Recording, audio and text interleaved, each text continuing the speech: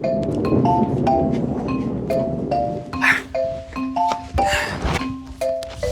welcome to Story Lab. This week we're talking about joy while we take a look at the story of some guys who got the biggest surprise of all time.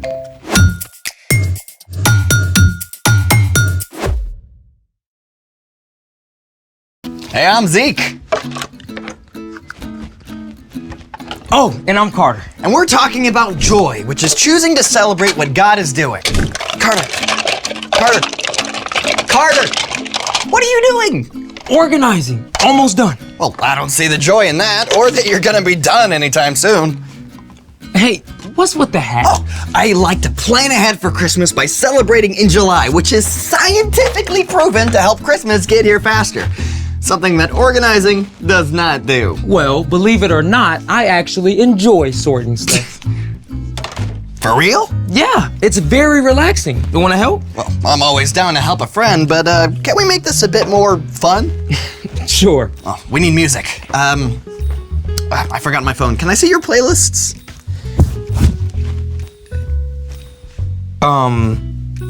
I think I accidentally organized my phone in one of these boxes. Well, then we make our own music. Okay. Oh, please don't tell me that you're going to sing. Remember karaoke? Karaoke. But no, I have an even better idea. You ready? Let's make it! All right, what do we need? You got everything you need right here. Right here? No, right here. We'll need latex gloves, pair of scissors, some tape, and a bunch of straws. So we don't need the bottles. All right, let's make some music. First up, clarinets and flutes. Grab a straw and flatten one end of it. Okay. And you can even do this with your teeth. Oh. Okay, that's fine. Then, cut the sides like a V so you have pointed ends with your scissors. This might be a good time to ask a grown-up for help. Totally.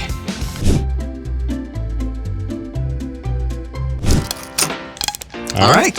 After you make the points, bite down again to compress them. And that will help make the sound.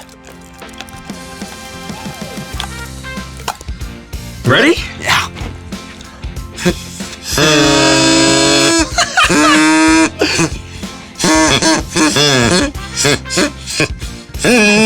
This is so annoying. I love it. Is that Jingle Bells? What else? And if you want to change the pitch, cut the straw shorter.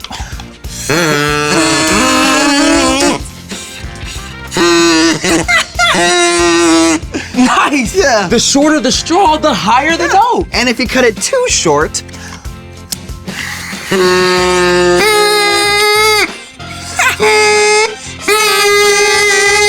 just add another straw at the end. And you can do that by cutting about halfway down the straw, Like so. then curling up so it's a little bit smaller, and sticking it in to the other end. Might take some trial and error. Oh! Hey, you got it working. Oh, okay, now, what about these? Oh, right, almost forgot. Nothing says Christmas like bagpipes. Really? Yeah. Alrighty then. Step 1, put on one of the gloves. Okay. Then take the other glove and put it on over the first. Got it? I got it. All right. Then carefully peel them off together so they basically become one inside-out glove. This part is tricky. Yeah. Make sure all the fingers are flipped inside out. Now, step 2, pretend the glove is a balloon and blow it up a little. Moving right along to step 3, tie the wrist part of the glove in a nice tight knot.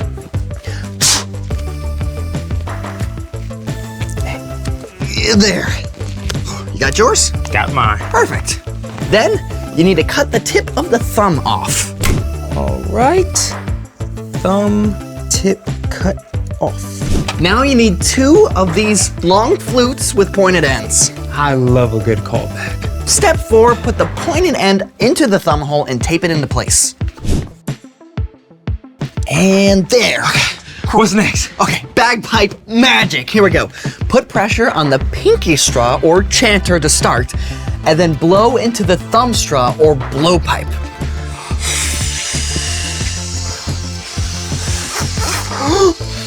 Then release the chanter and let the music play.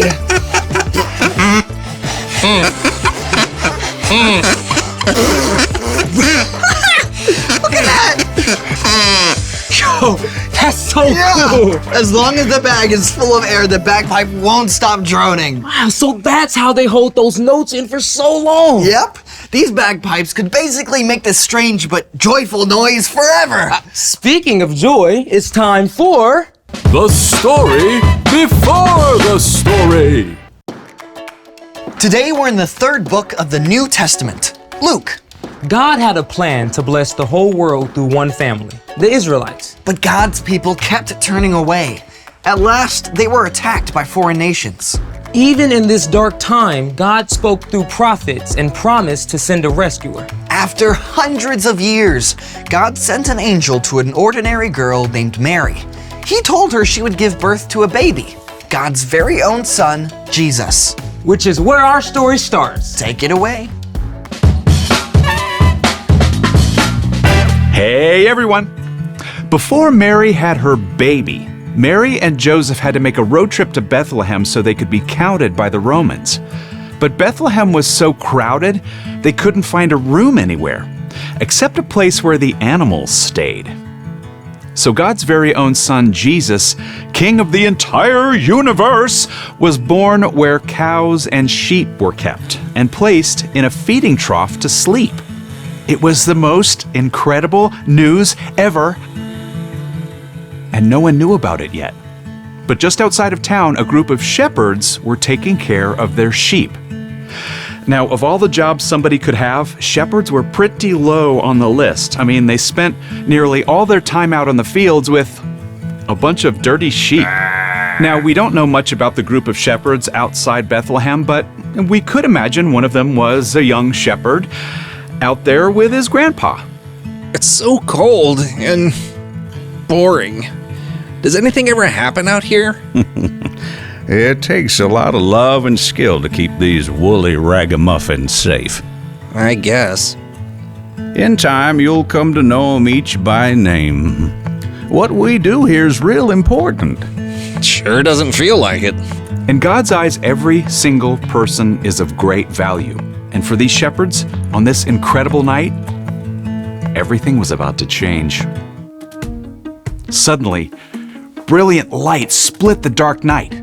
An angel of the Lord appeared to them, and the glory of the Lord shone around them. Ooh, what's happening? The shepherds were understandably terrified. Do not be afraid. I bring you good news. It will bring great joy to all the people. Today, in the town of David, a Savior has been born to you. He is the Messiah, the Lord. How can this be? Why is he telling us? Here is how you will know I am telling you the truth. You will find a baby wrapped in strips of cloth and lying in a manger. Suddenly, a group of angels appeared around the first one. May glory be given to God in the highest heaven, and may peace be given to those he is pleased with on earth. And just like that, the angels disappeared. The shepherds stared in awe at the dark sky. Glory be! Can we go to Bethlehem right now? You bet your sheep's wool. Let's see this thing that's happened. Lickety-split! Those shepherds hurried off to Bethlehem and found Mary and Joseph and the baby lying in the manger, just as the angel had said. He's just like a baby lamb. What a time to be alive. After the shepherds had seen Jesus, they hurried out into the streets of Bethlehem. Hey, everyone! God sent a Savior! Praise be to God! God had chosen a handful of lowly shepherds to carry the most important message ever. And the shepherds were so filled with joy that they shared the good news about Jesus with everyone they met. The end.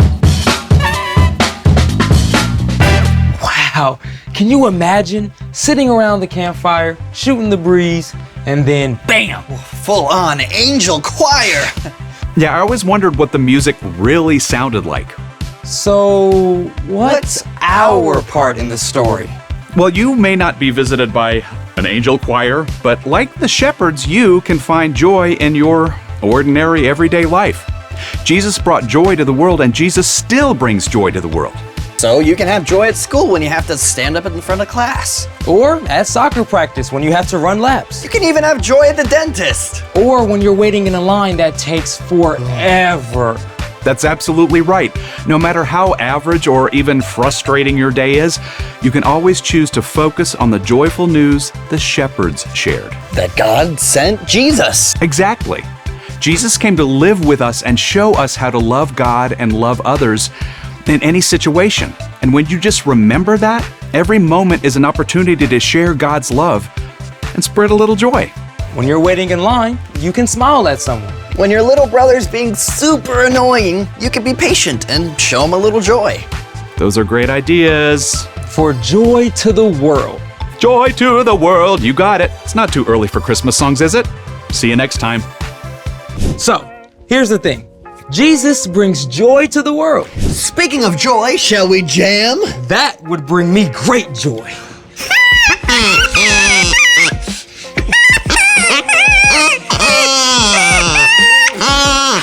We should go on tour. Absolutely. Thanks for joining us in the Story Lab. See you next time. Who's gonna read it? Oh, let's title it Ode to Chaos. Yes, like this. Yeah. I'll set the beat.